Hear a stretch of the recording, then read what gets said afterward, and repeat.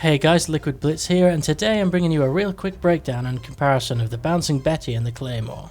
Most people usually have their minds made up about which they prefer, but watch this comparison. I'll go through the pros and cons of both and let me know which you think is the best and why in the comments below. Let's get right into it. Just like my concussion versus flashbang comparison, I'm going to cover the stats first. You unlock the Bouncing Betty at level 28 and the Claymore at a very late 53. Unless you're Prestige Master or you've chosen not to Prestige at all, you're probably not even going to get a chance to use it.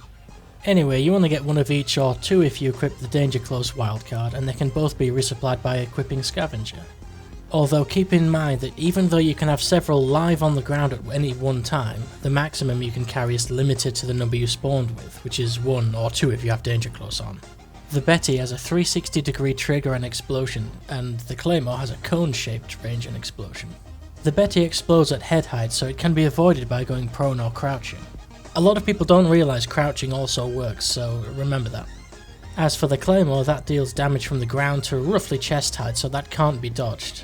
Equipping Engineer will reveal both through walls and give a delay to setting them both off, allowing you to ignore them and run straight through if you wanted. If you have the tactical equipment Black Hat in your hand, it can hack enemies' Bettys and Claymores, but it doesn't destroy them, it changes them into friendly equipment, and vice versa. So be careful if you're standing near your own Betty or Claymore, an enemy could hack it and kill you with it before you even know what's happened. Anyway, let's discuss the pros and cons of each. Both of them kill in just one hit in the first 80% of its explosive range. On hardcore they're both a one hit kill regardless of the range.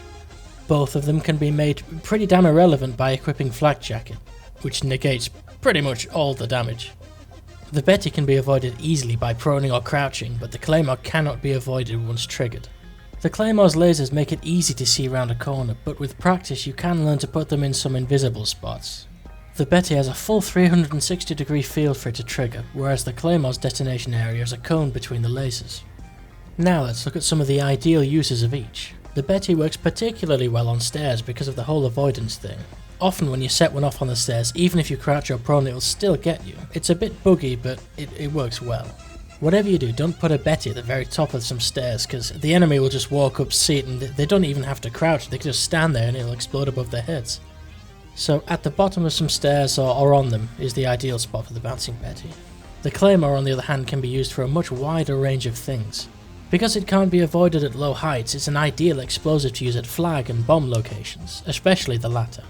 Most people go prone when planting or disarming a bomb, making the Claymore perfect in this situation. Also, unlike the Betty, the Claymore works well at the top of stairs and ladders because as soon as the enemy looks at it, they get their faces blown to shit.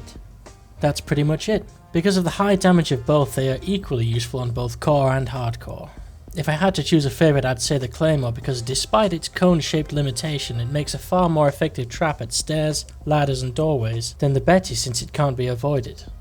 Oh, and another small advantage the Claymore has is that if an enemy has Engineer equipped, with the Betty they can see it's a Betty and go prone or crouch before they even get near it. But with the Claymore, even though they can see it through the wall, they still can't approach it. They have no choice but to shoot through the wall or find another way around. And if they shoot through the wall, they'll give their position away. And if they are unlucky or simply stupid, the Claymore might still actually kill them. So the Claymore is my personal favourite. Let me know which you prefer in the comments below. Like this video if you liked it, like this video if you didn't like it, and subscribe for more tips and breakdowns.